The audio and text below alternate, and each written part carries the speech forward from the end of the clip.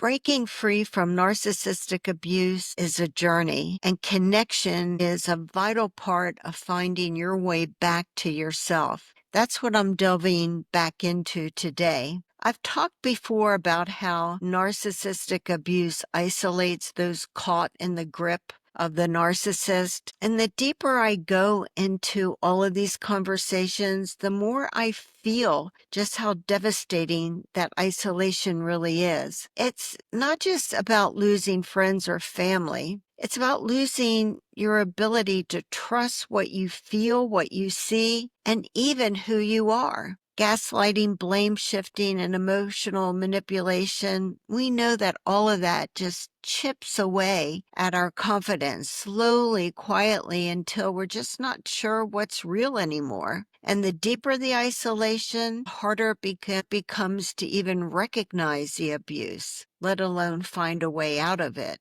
And none of this is accidental. Isolation is a deliberate strategy.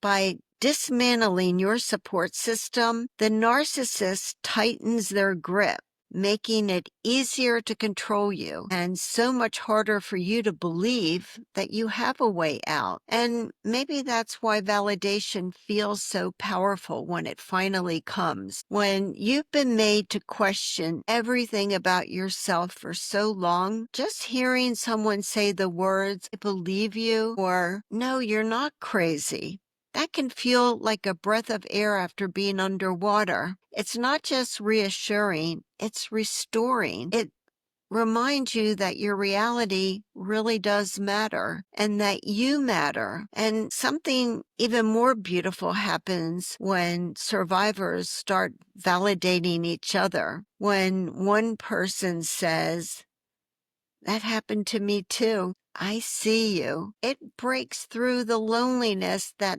isolation created, and it can start stitching back together a sense of trust in yourself, and trust that you're not walking this path alone anymore. And if you're here listening today, maybe a part of you is, and I think a part of you is already starting to reach for that connection. Even if it still feels a little scary or fragile, that's okay. That's where real healing begins, doesn't it? I'm already seeing it right here in the Are You Annie space. Small but powerful connections are being formed, not just connecting with me, but slowly reaching out to one another. Trust doesn't happen overnight, and it shouldn't have to.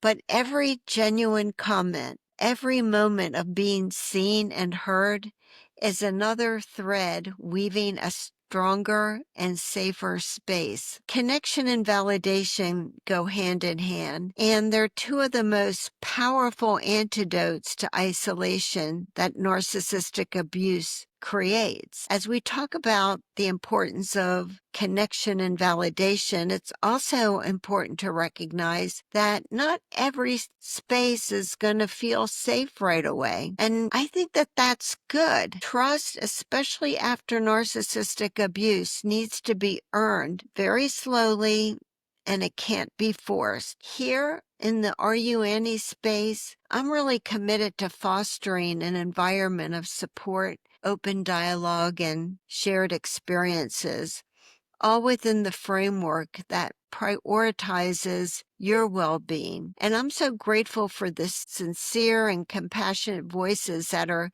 coming together here. Now, in addition to this space, I know that some of you may be seeking even a deeper connection that requires a more private environment. Good groups led by trained facilitators that prioritize safety, confidentiality, and respect are important to look into. They understand the delicate path of rebuilding trust after trauma and can offer a structured, confidential place to continue with your healing journey. Wherever you find it, wherever it's here, in a private group, within a small circle of trusted people, or all of those things put together, genuine connection is one of the greatest and most important antidote to loneliness. because a narcissist tries to leave your connections behind. And the fact that you're even reaching out now for connection is such a powerful sign of healing.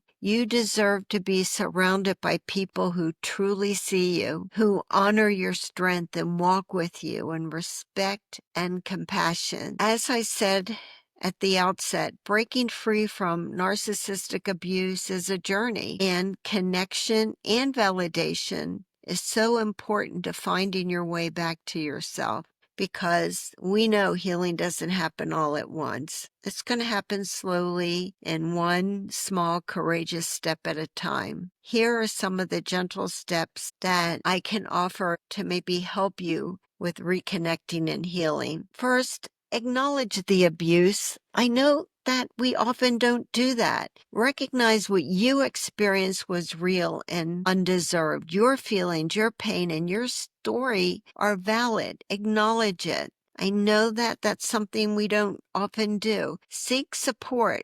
Can be here in a support group with trusted friends, or all of them. Just surround yourself with people who listen, understand, and respect your journey. This is a tough one, to set boundaries. It's okay to protect your space and your peace. Learning to set and honor healthy boundaries is an essential part of reclaiming your life. I know that that's tough, but I have to remind you. Engage in self-care. Prioritize even the smallest things that nurture your heart, your mind, and your body. Healing asks for tenderness, not perfection, right? But most of all, remember this: healing isn't linear. Some days we're going to make a lot of progress, and other days are going to feel heavy. But both are such an important part of the journey. Every step you take, even the smallest one, is movement toward the life and the peace that you deserve.